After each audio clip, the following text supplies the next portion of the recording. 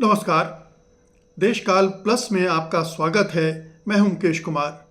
दोस्तों, प्रधानमंत्री मोदी भली भांति जानते हैं कि वो जो कुछ भी हैं वो मीडिया की बदौलत हैं। उनकी जो भी छवि है वो मीडिया ने बनाई हुई है।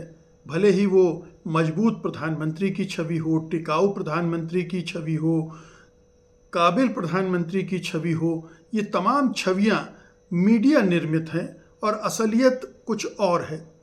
और प्रधानमंत्री इसीलिए मीडिया पर पूरा नियंत्रण रखते हैं। और न केवल मीडिया बल्कि उन्होंने फिल्म इंडस्ट्री पर भी इसीलिए नियंत्रण कायम किया है कि वो अच्छे से जानते हैं कि अगर मीडिया मुट्ठी में होगा तो जनमानस भी मुट्ठी में होगा, क्योंकि वो उससे प्रभावित होता है, उससे प्रभावित किया जाता है। और ये उनका जो परिवार है, राष्ट्रीय स्वयंसेवक संघ है, उनके तमाम नेता ये पाठ हिटलर से सीख चुके हैं। हिटलर ने भी अपने को स्थापित करने के लिए, प्रतिष्ठित करने के लिए बहुत सारी प्रोपेगेंडा फिल्म बनाई थी।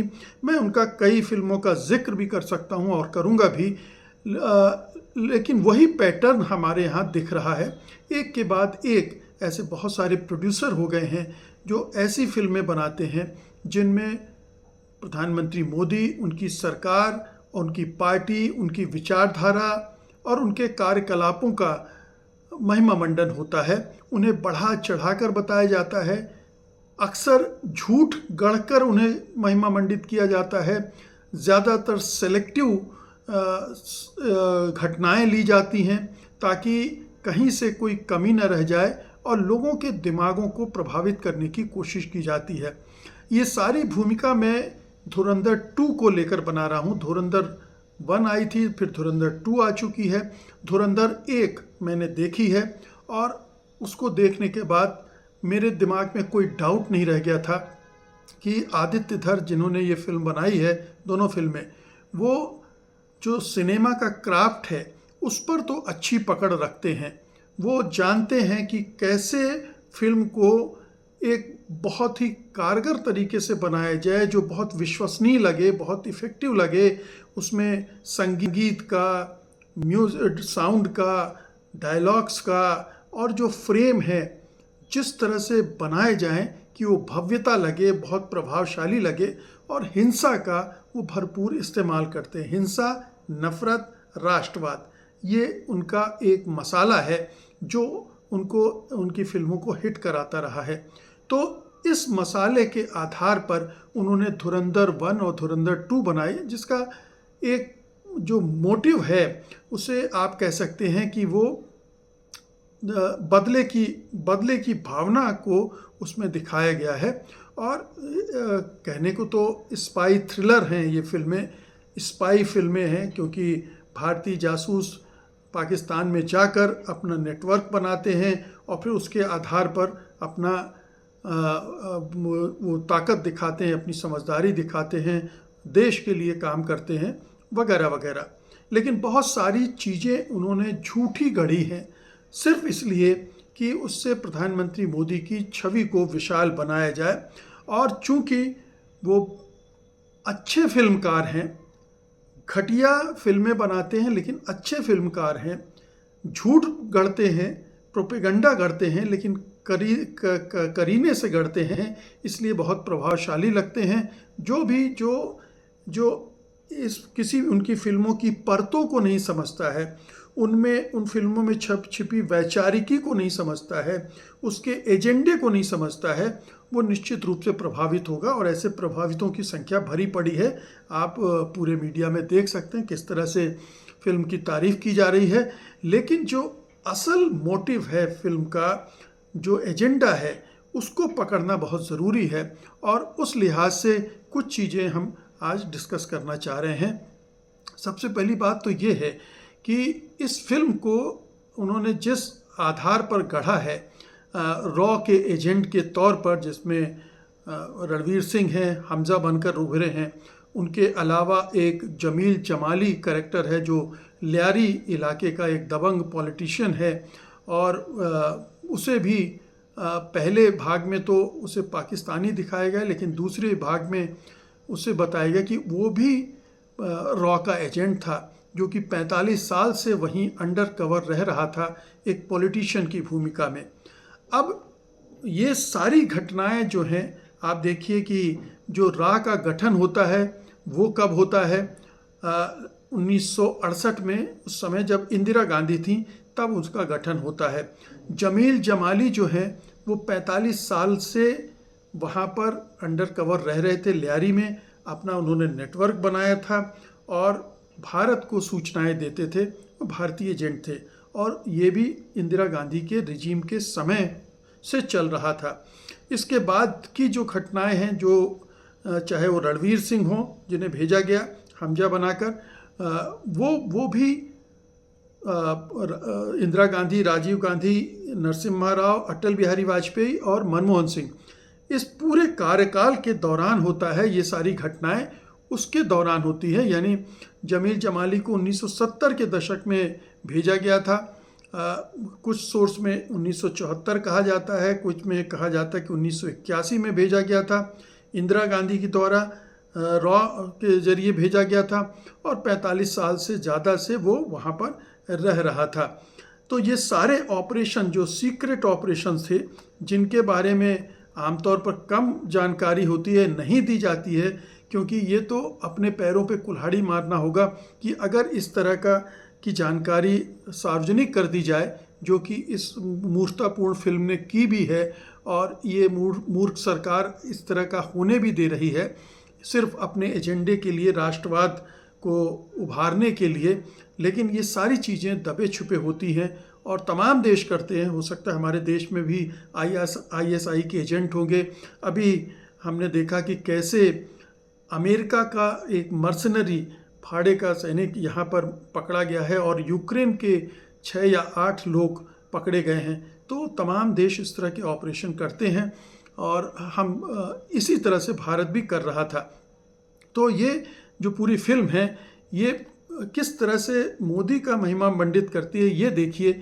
उन्हें एक मजबूत लीडर दिखाती है और पहली फिल्म में ये थोड़ा सावधानी बरती गई थी कि मोदी को नहीं दिखाया गया था। उसमें ये ज़रूर कहा गया था दबे स्पष्ट रूप से कि भविष्य में कोई एक ऐसा मजबूत नेता आएगा जो आतंकवाद के खिलाफ कड़ी कार्रवाई करेगा।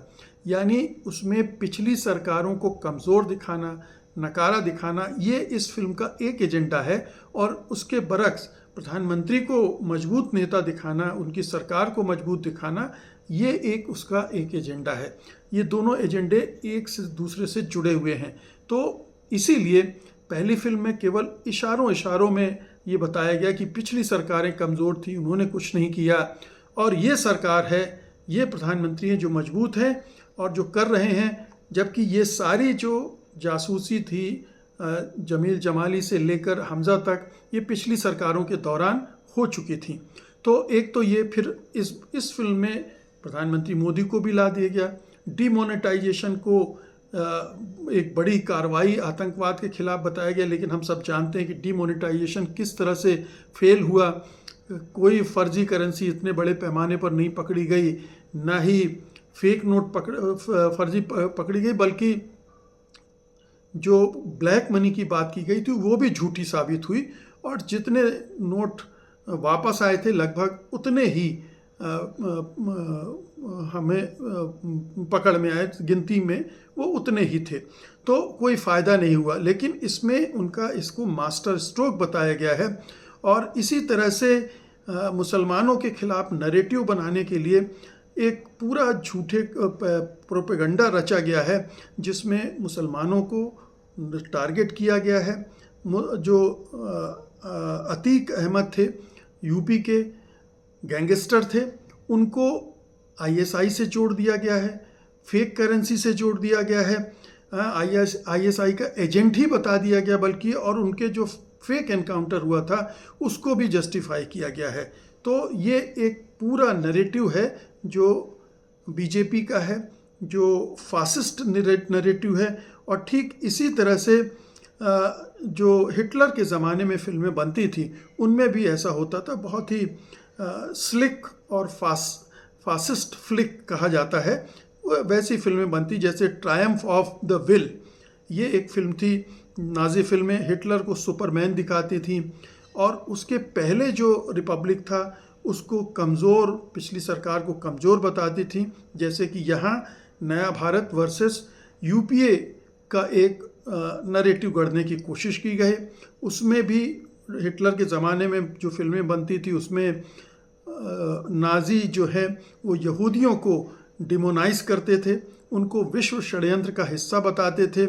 और यहाँ पर जो पाक आईएसआई है उनको मुसलमानों से लिंक कर उनको एजेंट की तरफ दिखाने की कोशिश करते थे, उनको थ्रेट की तरह पेश करते थे।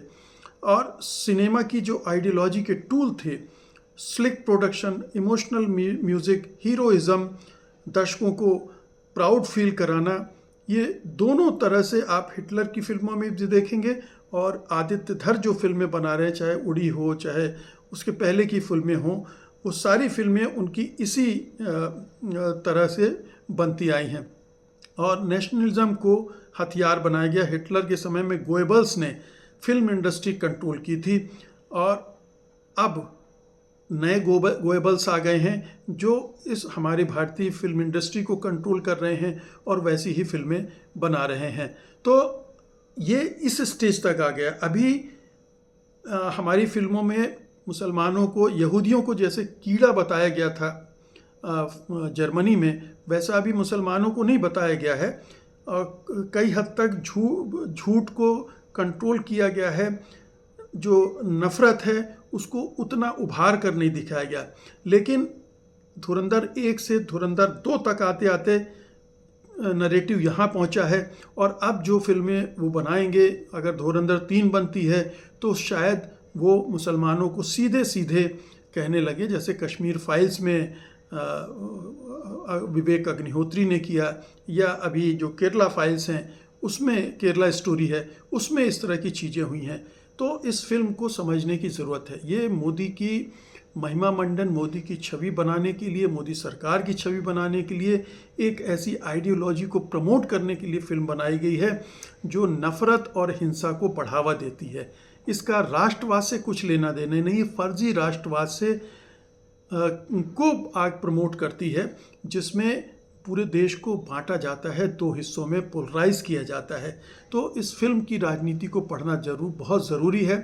हमारे देश में अक्लमंदों की बहुत कमी है और जो पढ़े लिखे हैं वो और भी इस समय बेअक्ल बनते जा रहे हैं। इस तरह की प्रोपेगेंडा फिल्मों के प्रभाव में आ रहे हैं और समझ नहीं पा रहे हैं कि ये कितना गंद समाज में फैला रही हैं। बहुत बहुत शुक्रिया आपका। धन्यवाद। नमस्कार।